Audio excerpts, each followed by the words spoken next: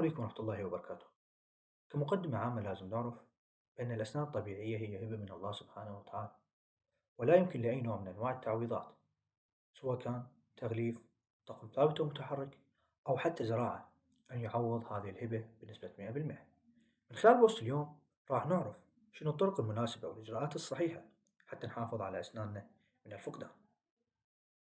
من خلال البوست السابق عرفنا السبب الرئيسي لفقدان الأسنان واللي هو تسوس الأسنان، شنو أسبابه، أعراضه، والمشاكل المصاحبة له. بهذا البوست راح نسبق أحداث ما قبل التسوس ونعرف شنو الإجراءات الصحيحة والمناسبة حتى نحافظ على أسناننا من التسوس نفسه. أورال هايجين، نظافة الفم. نقدر نحافظ على نظافة الفم عن طريقين: ميكانيكي وكيميائي. ميكانيكيا راح يتمثل فرشة الأسنان وخيط الأسنان، أما كيميائيا فراح يتمثل غسولات الفم ومعاجين الأسنان. ميكانيكيا فرشة الأسنان تعتبر الأداة الرئيسية والمهمة في عملية الحفاظ على صحة الفم ونظافة الأسنان، وكذلك السلاح الرئيسي اللي ندافع فيه ضد التسوس، واللي هواي من يمنا يستخدمونه بطريقة خاطئة. من خلال هذا البوست راح نعرف شنو الطريقة الصحيحة لاستخدام فرشة الأسنان، وشلون نختار نوع فرشة الأسنان المناسب لكل شخص ولكل حالة. فرش الأسنان. فرش الأسنان له هواي ديزاينات وهواي أنواع حسب الشركة المصنعة لها وحسب حالة الشخص. فرش خاصة بالأطفال، وكذلك فرش خاصة بأصحاب التقويم أو الأورثو. خلونا نعرف الأساس اللي عليه نختار فرشة الأسنان، واللي راح يكون كالآتي: نعومة شعيرات الفرشة، وكذلك رأس الفرشة لازم يكون صغير، بالإضافة إلى قطعة مطاطية توجد لتنظيف اللسان. معاجين الأسنان. معاجين الأسنان أنواع كثيرة: معاجين الأسنان الحساسة، معاجين تستخدم في عملية معالجة التهاب اللثة ونزيف اللثة، وكذلك أنواع تستخدم في عملية تبييض الأسنان. كل نوع من هذه الأنواع إلى فترة استخدام معينة، بالإضافة إلى طريقة استخدام خاصة توصف من خلال الطبيب المختص. تفريش الأسنان.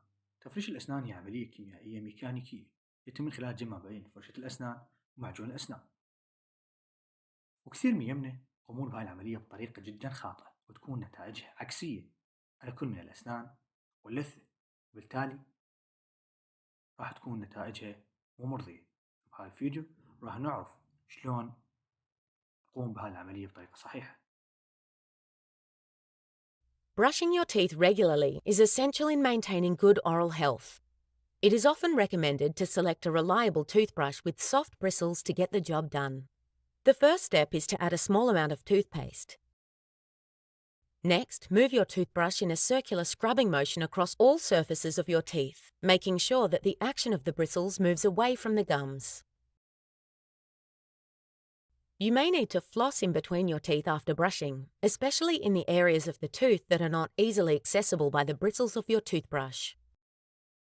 If left untreated, the residue can develop into damaging plaque and tartar, negatively affecting your oral health. It is important to clean the biting surfaces and the side of your teeth that faces your tongue. Doing so can ensure your teeth remain clean. dental floss أو خيط الأسنان. يعتبر خيط الأسنان أداة ميكانيكية ثانية تستخدم جنبا إلى جنب مع فرشاة الأسنان. يمتاز خيط الأسنان بدخوله بين أسطح السن البعيدة، واللي تمتنع الفرشاة من الدخول إليها، وهي الميزيال سايد والديستال سايد، حيث تكون نسبة تنظيف خيط الأسنان هي 30% من أسطح السن. يعتبر خيط الأسنان مادة أو أداة سهلة الاستخدام، يختلف عن الخيط العادي بكونه أكثر صلابة ورفع، وهذا يسمح له بالدخول بين الأسنان دون أن ينقطع. أنواع خيط الأسنان تكون نوعين: واكسد and non واكسد، أي بشمع وبدون شمع. بشمع يستخدم للأشخاص اللي عندهم حشوات أو مشاكل أو خشونة بالسن، وبدون شمع في الأشخاص الاعتياديين، ويمكن الأشخاص الاعتياديين يستخدمون النوعين. استخدام خيط الأسنان. خيط الأسنان هو أداة يمكن ساعة استخدامها، لذلك من خلال هذا الفيديو راح نعرف شلون نستخدم خيط الأسنان بصورة صحيحة حتى ما نأذي اللثة. You should floss your teeth once a day. Start by pulling out some dental floss from the container. Break off about 45 centimetres, 18 inches, and wind the ends around each of your index fingers. Keep winding the dental floss until you have about 5 centimetres between your fingers. Next, gently slide the floss between two of your teeth using a rocking motion. Be careful not to force the floss in or snap it into place. You may find it helpful to use your thumbs to gently push the floss between your teeth. When the floss reaches your gum line, curve it against one of your teeth. Next, slide the floss up and down between your tooth and gum.